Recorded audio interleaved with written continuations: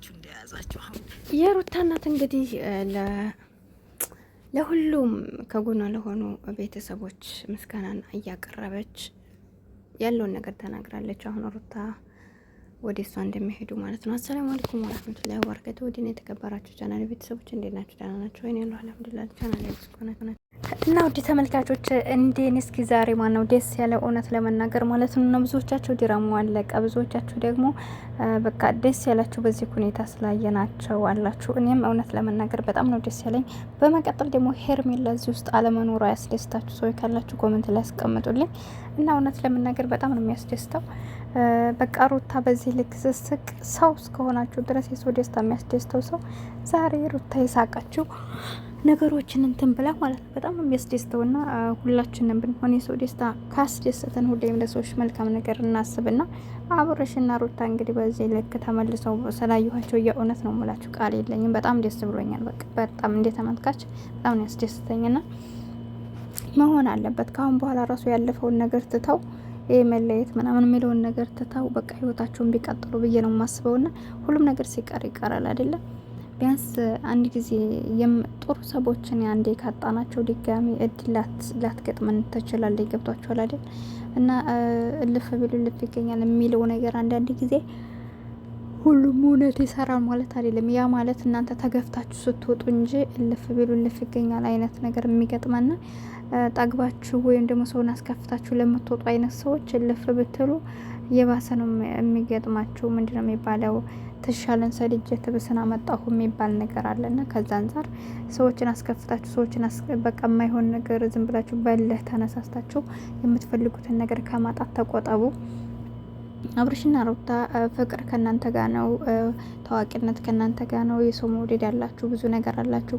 በቃ አላደል ለራሳችሁ ብቻ ሳይሆን ብዙ ወደ ወንሶችን ብዙ ተመልከንትኖችን ብዙ ዩቲዩበሮችን እዚህ ደረጃ ደርሳችኋል። በተመልካች ደረጃ በጣም ብዙ ሰው የሚወዳችኋል። እኔ እንጃ አላቅም። በቃ ያ ባለፈው ራሱ ዱባይ ስትሄዱ የነበረው ዲባባ አይታችሁታል አይደል? ያ ሁሉ ነገር እናንተ በቃ ደስተኛ ናችሁ ሁለታችሁ። ምን የሚጎልባችሁ ነገር የለ። በኑሯችሁ ደረጃ በስራችሁ መኪና፣ ቤት እስከዚህ ደረጃ ደርሳችኋል። ስለዚህ ምን ፍቅር አላችሁ። አሁን ደግሞ ይበልጥ ፍቅር የሚጨምር ልጅ ደግሞ በሆዷ ይዛለች። በዛ ላይ ደግሞ የሚመኘውን ዛሬ ወንድ ላይ ሆኖ እሱ ምኞቱ ወንድ ላይ ነበር። ስለዚህ እንዲሁም ደግሞ የሚፈልገውን ወንድ ልጅ ደግሞ ካሷ ሊያገኝ ነው። ስለዚህ ይህን ፍቅርህን ተንከባከበ መውለጃዋ እየደረሰ የባልነትህን ሀቅ ልትወጣ ይገባል እንጂ እንዲህ ተለያይታችሁ ምናምን ሌላ ክፍተት ተፈጥሮ ይህን ፍቅራችሁን አሳልፋችሁን ትማት የለባችሁም። የሰው ልጅ ያጠፋል። እንግዲህ ሁለታችሁም አንድ አይነት ስለሆናችሁ፣ ምክንያቱም የለህ ቤት ነው እሱ ሲያጠፋ ሩታም እንደሱ ለህ ያረገ ብዙ ነገሮችን ስለሄደ ነው እንግዲህ ነገሮች ተካረረውና ስለዚህ የዚህ ትዳር ላይ ለህ የሚባል ነገር አይሰራም። ተሸንፋችሁ ያለፈውን ነገር ረስታችሁ በብዛት እሷም ስታጠፋ አንተም ስታጠፋ እሱም ሲያጠፋ አንቺም ስታጠፊ የኖራችሁ አይነት ነገር ስለሆናችሁ ያንን ነገር ስለዚህ እኔ እኮ እንደዚህ ያደረገው እሱ እንዲህ ባረግባት ነው አንቺም ደግሞ እንዲህ ያረገው እኮ እንዲህ ባረግበት ነው ብላችሁ ያን ነገር ተሳስባችሁ ወደ ጥሩ ደረጃና ወደ በፊት ማንነታችሁ እንትን ማለት ይገባችኋል ባይነኝ እኔ ማለት ነው። እና እናንተስ ምን ትላላችሁ በዚህ ሁኔታ ላይ? ስለዚህ እንደዚህ አይነት ፍቅር እንደዚህ አይነት ህይወት ተረብሾ ወይም ደግሞ ተቋርጦ መቅረት የለበትም። ስለዚህ እናንተ እንደዚህ የነሱ እንደስታ የምትፈልጉ ጓደኛሞች ታውቃላችሁ፣ ከኛ በላይኛ ኦዲዮን ስነን የምንመለከተው የውጩን እንጂ ውስጡን በደንብ አናቅም። ከካሜራ ጀርባ ያለውን አናቅም። ግን እናንተ ደግሞ ከኛ በላይ የነሱን ግንኙነት የነሱን እያንዳንዱ ነገር ታውቃላችሁና ስለዚህ አሁንም ቢሆን አብርሽም ካለበት ስህተት ውስጥ እንዲወጣ መከራችሁት። ይቺ ሄርሜላ የምትባልን ሰው ከህይወታችሁ አርቆ ማንኛችም ይሄ ማንፈልገው ነገር ናት። ሩታ ዛሬ ላይ ያለችው ነገር ትክክል ናት። በቃ እውነቷን ነው። ምክንያቱም የሰው ልጅ ስትኖሩ ትንሽም ብትሆን በሚያስደስታችሁ መልኩ መሆን አለበት እንጂ የማይረባ ዝባዝንኬ ነገር እንትን ማለት የለባችሁም ማለት ነውና ስለዚህ ሄርሜላ አለ ወይ ለሱ ለማኮነው ነገር በዛ ላይ እንደልኳችሁ ልጅ የሚባል ነገር አለ። አንዳንድ ሰዎች ብዙ ህይወታቸውን ተከፍተው የሚኖሩት ራሱ ልጃቸውን ለማሳደግ ሲሉ የማይከፍሉት መስዋዕት የለምና ስለዚህ አብርሽም ቢሆን ከሩታ የተሻለ ነገር ለሀሩታ በልጣለሁ ብሎ ሊያሳይህ የሚሞክር አይነት ሰው ዛሬ ላይ ነገ ጧት መነኛ አታገኛቸውም። ወላሂ ማለት ነው። ሁሉም ሰው እንደዚህ ነው። ትዳር ውስጥ ስንገባ እበልጣለሁ ከሱ እበልጣለሁ ብሎ የሚቀርቡ እና ብዙ ሰዎች ይኖራሉ። ትዳር ውስጥ ስገቡ ከሱ እበልጣለሁ ብሎ የሚቀርባቸው ሰው ብዙ ሰው ነው። ግን ደግሞ ማውራትና መኖር በጣም ይለያያል ስነግራችሁ ማለት ነው። ስለዚህ ዛሬ ላይ ውጭ ላይ ሆና አይታችኋታል። እንግዲህ ሄርሜላን ከትናንት ወዲያ እኔ አብርሽን ማሳመን እችላለሁ፣ በንግግር የማምን ሰው ነኝ። ማንም ሰው እኮ በንግግር የማያምን የለም። ነገር ግን ሲበዛባችሁ ያናዳችሁ። አልገባችሁ አይደለ?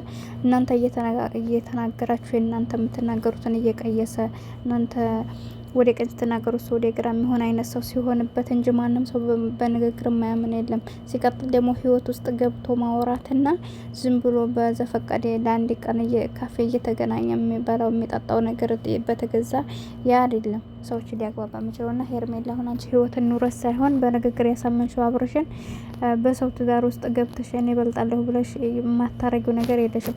ባለፈው አይታችኋታል። የ500 ብር ሰዓት ነው እንግዲህ ስጦታ የሰጣቸው አይደለ?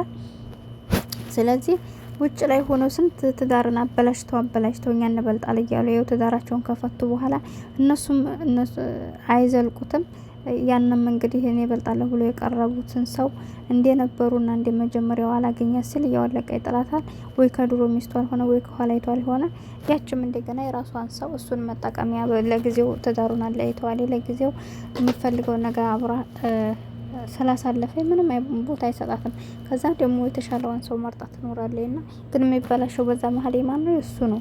እና እንደዚህ አይነት ነገሮችን ትኩረትና ጥንቃቄ ልታረጉ ይገባችኋል። ማንኛውም ሰው ትዳር ውስጥ ገብታችሁ እኔ እበልጣለሁ ብሎ የሚመጣን አይነት ሰው ተንኮል ቢያስብ እንጂ ለእናንተ ሊጠቅማችሁ እንዳልሆነ የእናንተ ትዳር በዛ ሰው ምክንያት እየተረበሸ ከሆነ ከዛ ሰው ማራቅ አለባችሁ። ለምንም አይጠቅማችሁም። ገብቷችኋል አይደለ?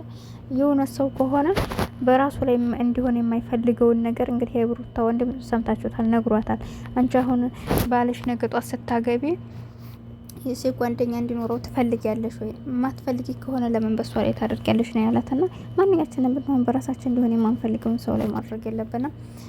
ይህን ነገር ልታስተውሉ ይገባል። ወዳጅ ጥላታችሁ ለዩ እንጂ ዝም ብላችሁ አሁን ያላችሁ ሁሉ ወዳጃችሁ እንዳይመስላችሁ፣ ችግር ውስጥ እንዳገቡ። ለማንኛውም ለቻናል አዲስ ከሆናችሁ ላይክ፣ ሼር አድርጉልኝ።